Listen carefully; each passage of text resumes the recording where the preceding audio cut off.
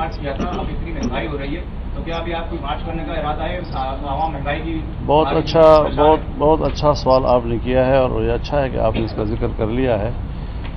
حکومت بننے سے پہلے یا عدم اعتماد کی تحریک لانے سے پہلے اسی صوبہ سندھ کی سرزمین پر میں نے کوئی 2 بڑے جلسوں سے یہ کہا تھا کہ ملک کی معیشت کو جس طرح زمین بوس کیا گیا ہے، کم از کم مجھے نہیں لگتا کہ اگر حکومت ہمارے ہاتھ میں آئے گی تو ہم معیشت کو اٹھا سکیں گے۔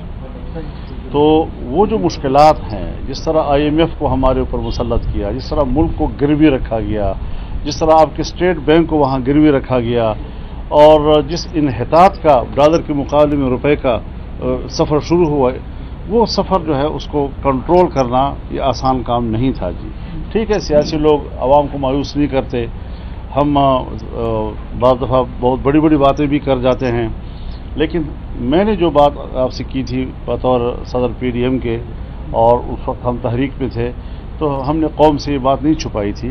ہمیں اندازہ تھا کہ دوبارہ ملک کو اٹھانے میں کافی وقت لگے گا۔ اب صورتحال بہتر تو ہو رہی ہے، اور IMF نے بھی کچھ راستے سے ہٹنے کی کوشش کی ہے، لیکن میرا نقطہ نظر بالکل کچھ مختلف ہے۔ امریکہ ہو یا مغربی دنیا، اس نے پورے خطے میں صرف پاکستان کو نشانہ کیوں بنایا ہوا ہے؟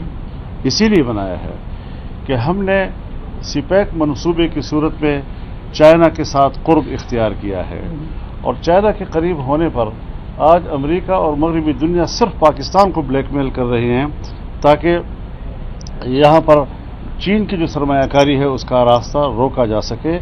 ہم نے جب اس طرف قدم اٹھائے تو IMF کو فرنٹ مین کے طور پر ڈیوٹی دی گئی کہ پاکستان کو آپ نے ٹائٹ رکھنا ہے، اس کی مشکلات۔ تو ابھی تک ہم ان چیزوں سے الجھے ہوئے ہیں اور لڑ رہے ہیں، ان تمام صورتحال سے بڑی حکمت کے ساتھ ہم جا رہے ہیں، لیکن یہ بات واضح ہے کہ ترقی والی پٹڑی پر اب آپ دیکھ رہے ہیں 1 سال میں اگر مہنگائی کے موضوع پہ سے ہٹ کر بات کروں گا تو ملک کے اندر میگا پروجیکٹس دوبارہ شروع ہو گئے، منصوبے غریب لوگ مزدوری کے لیے ان کو کچھ مل گیا ہے۔ اگر آپ کی جیب میں 5 روپے تھے اور قیمت بھی 5 روپے تھی اور آج 15 اور 20 روپے ہو گئی ہے، تو 15-20 روپے آپ کی جیب میں تو ہونا چاہیے نا، تب آپ کچھ خرید سکیں گے جی۔ تو غریب آدمی کے لیے وہ مواقع بنانا کہ جہاں پر وہ کچھ کما سکے، کچھ اپنے گھر کے لیے کچھ کر سکے، تو وہ مواقع ایک متبادل راستہ تھا جو ہم نے اس پر پیش رفت کی ہے، اور ملک بھر میں اس کے لیے بڑے میگا پروجیکٹس جو ہے اس کا آغاز کر دیا گیا ہے۔ تو یہ وہ چیزیں ہیں جو بین الاقوامی سطح پر پاکستان کو بلیک میل کیا جا رہا ہے۔ IMF نے ایک فرنٹ مین کا کردار ادا کیا ہے، لیکن بہرحال حکومت نے بڑی حکمت کے ساتھ ان کے ساتھ کچھ معاملات کر لیے ہیں۔ بعض دفعہ کبھی آپ کو تھوڑے سے نقصان کے ساتھ بھی فیصلے کرنے ہوتے ہیں تاکہ راستے کھل جائیں، اور اس کے بعد اب ہمارا جو زر مبادلہ کے ذخائر ہے وہ تقریباً دگنے تو ہو گئے ہیں۔ جہاں عمران خان صاحب نے 3.5 ارب پہ چھوڑا تھا، وہ کم از کم 10 ارب 9 ارب پہ پہنچ گئے ہیں، اور اب مزید بڑھیں گے اس حوالے سے۔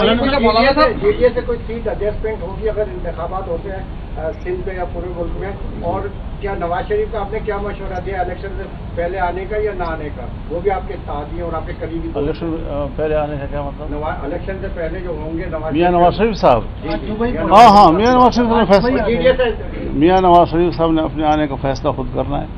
جو اس کا ملک ہے، اس ملک میں وہ 3 دفعہ وزیر اعظم رہ چکے ہیں، اور جب بھی آئے پاکستانی قوم ان کو خوش آمدید کہے گی۔ اپنا ملک ہے، اپنا وطن ہے، اور یہاں پر ان کی سیاسی کردار کی ضرورت ہوگی۔ اور رہا یہ کہ میں نے پہلے بھی بات کی کہ ہم